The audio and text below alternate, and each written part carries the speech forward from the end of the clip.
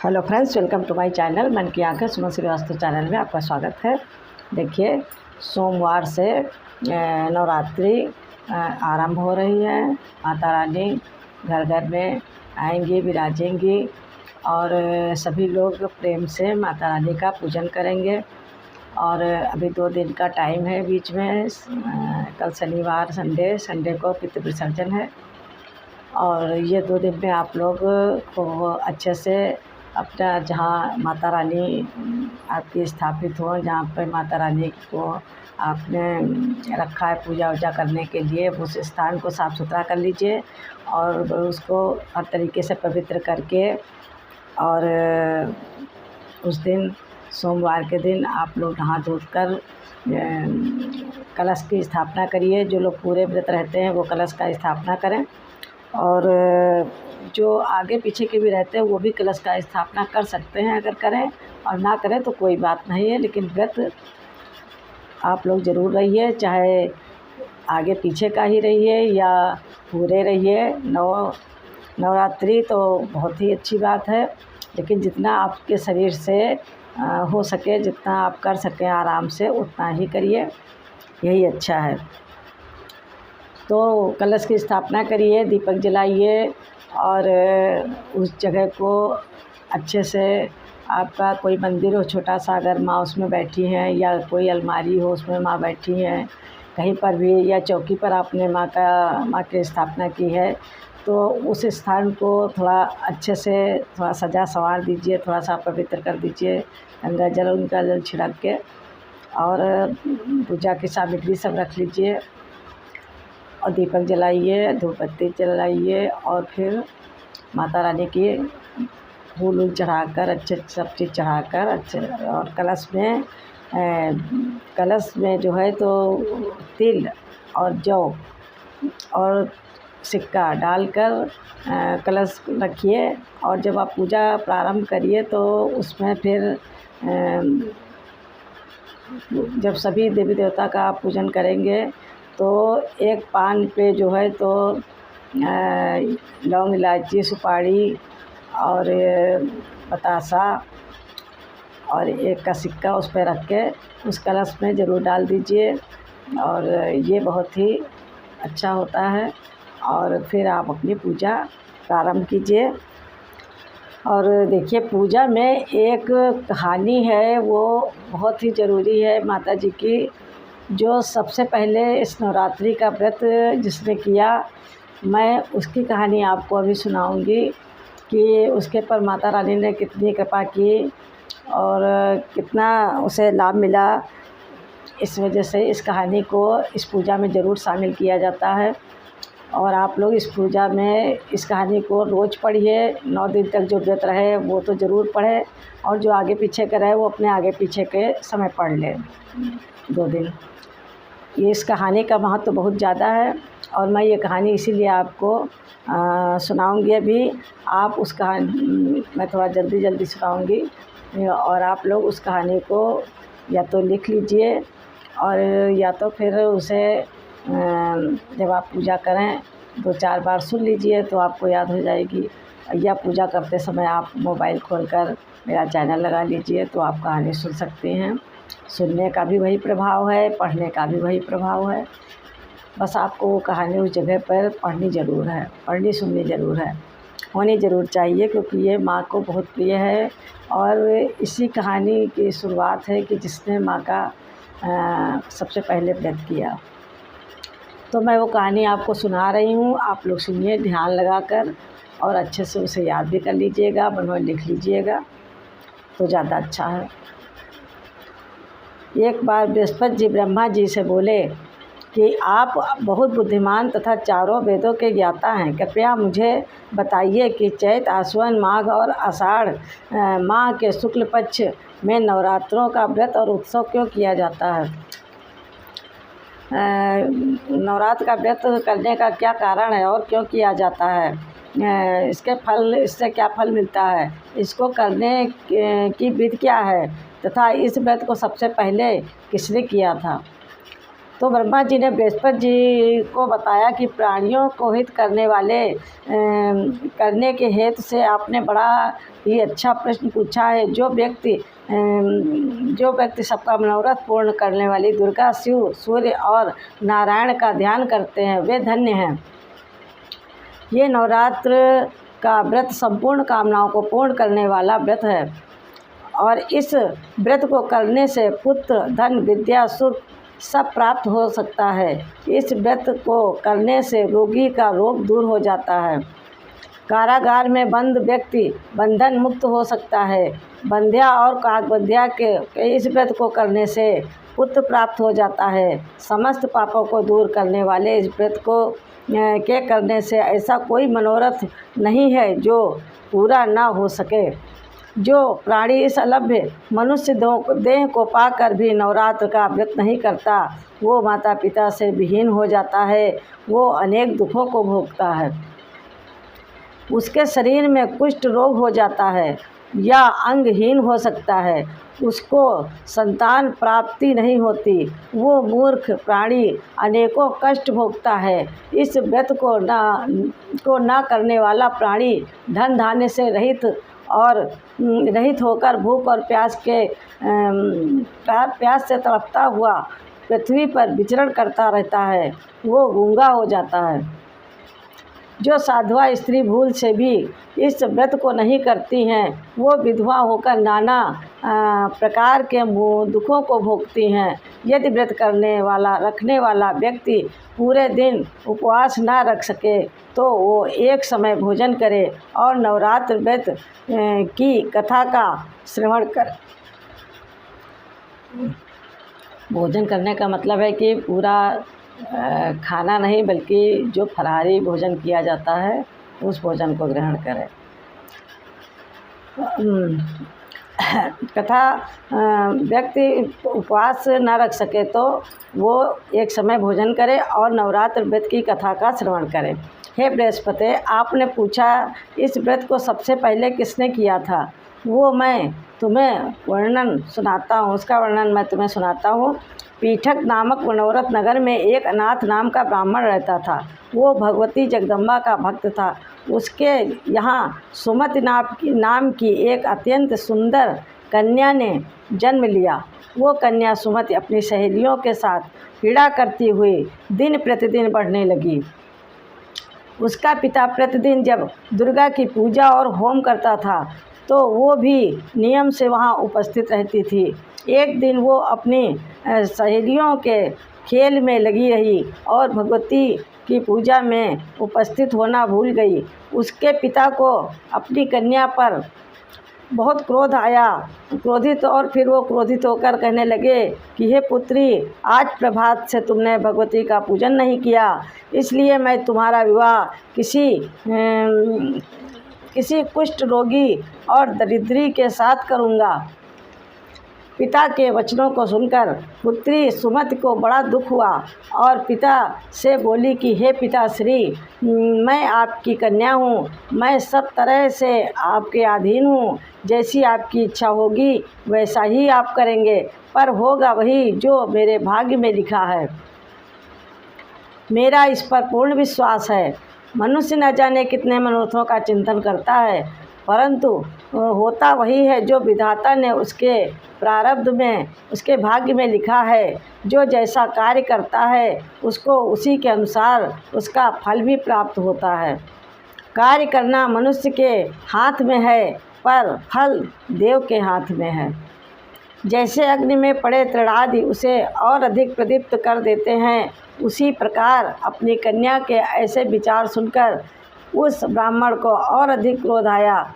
फलस्वरूप उसने अपनी कन्या का विवाह एक कुष्ठी के साथ कर दिया और क्रोध में भरकर पुत्री से बोला कि जाओ जाओ, जल्दी जाओ और अपने कर्म का फल भोगो। मैं देखता हूँ कि भाग्य के भरोसे रहकर तुम क्या करती हो।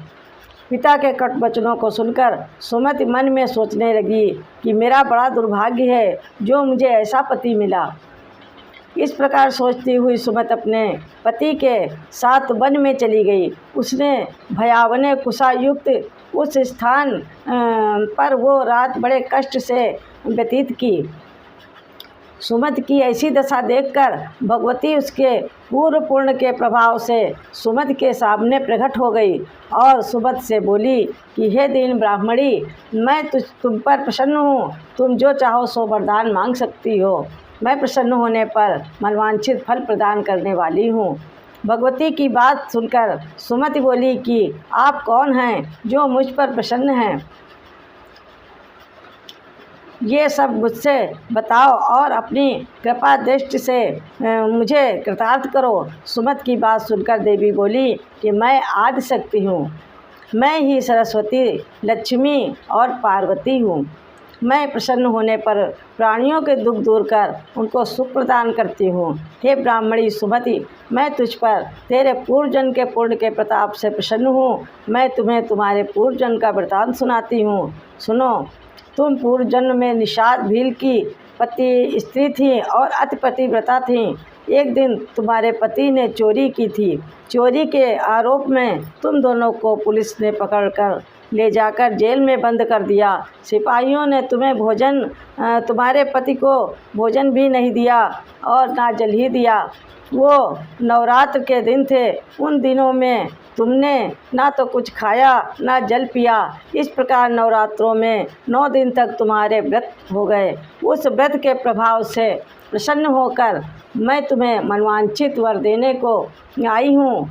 तुम्हारी जो इच्छा हो सो मांग लो। इस प्रकार भगवती दुर्गा के कहने पर वो ब्राह्मणी बोली कि मैं आपको प्रणाम करती हूँ। कृपा करके आप मेरे पति का कोढ़ दूर कर दो। देवी ने कहा कि उन दिनों में जो तुमने व्रत किया उस व्रत के 1 दिन का फल अपने पति का कोढ़ दूर करने को अर्पित करो। मेरे प्रभाव से तुम्हारा पति का कोढ़ दूर हो जाएगा और उसका शरीर कुंदन के समान चमकने लगेगा। देवी की बात सुनकर वो ब्राह्मणी बहुत खुश हो गई और पति का कुष्ठ रोग दूर करने के लिए ठीक है ऐसा बोली। उसके पति का शरीर भगवती दुर्गा की कृपा से कांति युक्त हो गया। वो ब्राह्मणी अपने ब्राह्मण पति के मनोहर शरीर को देखकर देवी को अति पराक्रम वाली समझकर उनकी स्तुति करते हुए बोली कि हे दुर्गे भवानी, आप तीनों जगत का संताप हरने वाली हैं। रोगी मनुष्य को निरोग करने वाली, दुष्ट मनुष्यों का नाश करने वाली, समस्त दुखों को हरने वाली और प्रसन्न होने पर मनवांछित फल प्रदान करने वाली हो। हे अम्बे, मुझ निरपराध अबला का मेरे पिता ने कुष्ठ रोग से पीड़ित मनुष्य के साथ मेरा विवाह करके घर से निकाल दिया। आपने ही मेरा इस आपत्ति रूपी समुद्र से उद्धार किया है।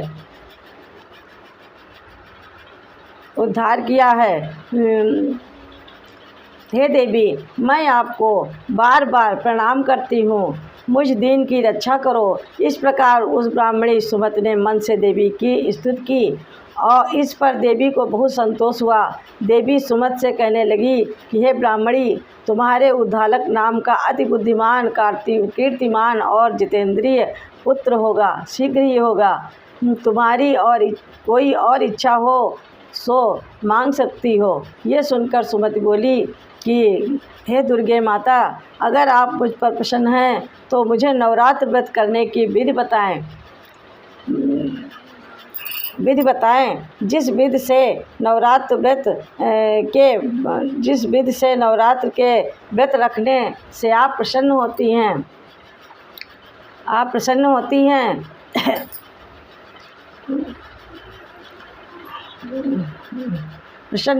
उसको मुझे विस्तार से बताइए।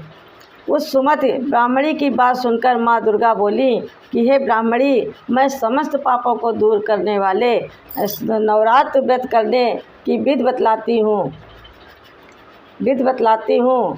तुम जिसको करने से समस्त पापों से छुटकारा मिल जाता है और मोक्ष की प्राप्ति होती है। आश्विन मास में शुक्ल पक्ष की प्रतिपदा से 9 दिन तक अर्थात 9वीं तक विधि पूर्वक व्रत करें। यदि दिन भर का व्रत ना रख सकें तो एक समय भोजन करें। विद्वान ब्राह्मणों से पूछकर घट की स्थापना करें और वाटिका बनाकर उसको प्रतिदिन जल से सींचें। महाकाली, महालक्ष्मी, महासरस्वती की मूर्तियाँ लेकर उनकी विधि पूर्वक पूजा करें और पुष्पों से अर्घ्य दें। बिजौरा के फूल से अर्घ्य देने से रूप की प्राप्ति होती है और जायफल से कीर्ति तथा दाख से कार्य की सिद्धि होती है। इस प्रकार फलों से अर्घ्य देकर आंवले से सुख और केले से भूषण की प्राप्ति होती है। इस प्रकार फलों से अर्घ्य देकर यथाविधि हवन करें। गेहूँ, जौ, तिल, खांड, शहद, घी, बिल, दाख, नारियल और कदम्ब से हवन करें। खांड, शहद, घी, जौ, नारियल और तिल तथा फलों से होम करने से मनवांछित वस्तु की प्राप्ति होती है। आंवले से कीर्ति और केले से पुत्र की प्राप्ति होती है। दाख से सुख और संपत्ति की प्राप्ति होती है। कमल से राज सम्मान प्राप्त होता है। खीर और चंपा के पुष्पों से हवन करने से धन और पत्तों से तेज एवं सुख की प्राप्ति होती है। व्रत करने वाला मनुष्य इस विधान से होम पर आचार्य को नम्रतापूर्वक प्रणाम करे और यज्ञ की सिद्धि के लिए उन्हें दक्षिणा प्रदान करे। इस प्रकार इस महाव्रत को पहले से बताई हुई विधि से जो करता है उसकी समस्त इच्छाएं पूरी हो जाती हैं। इसमें जरा सा भी संशय नहीं है। इन 9 दिनों में जो दान आदि दिया जाता है उसका कई गुना फल मिलता है। हे ब्राह्मणी, संपूर्ण कामनाओं को पूर्ण करने वाले ये व्रत उत्तम व्रत को तीर्थ, मंदिर या घर पर विधि के अनुसार करें। इस प्रकार ब्राह्मणी को व्रत करने की विधि बताकर देवी अंतर्ध्यान हो गई। जो आदमी या औरत इस व्रत को भक्तिपूर्वक करता है वो इस लोक में सुख प्राप्त करता है और अंतिम समय में दुर्लभ मोक्ष को प्राप्त करता है। ब्रह्मा जी ने बृहस्पति जी से कहा कि इस दुर्लभ व्रत का महात्म्य मैंने तुम्हें बता दिया। ब्रह्मा जी के ऐसे वचन सुनकर बृहस्पति के आनंद की सीमा न रही। वे रोमांचित हो गए और ब्रह्मा जी से बोले कि आपने मुझ पर अति कृपा की है, जो अमृत से भी बढ़कर इस नवरात्र व्रत का महात्म्य बताया। हे प्रभु, आपके अतिरिक्त और कोई भी इसका महात्म्य नहीं बता सकता था। बृहस्पति जी के वचन सुनकर ब्रह्मा जी बोले कि हे बृहस्पति, तुमने सब प्राणियों का भला कर चाहने वाले इस अलौकिक व्रत को पूछा था, इसलिए तुम धन्यवाद के पात्र हो। ये भगवती शक्ति संपूर्ण समस्त लोकों का पालन करने वाली है। महादेवी के असीम प्रभाव को कौन जान सकता है।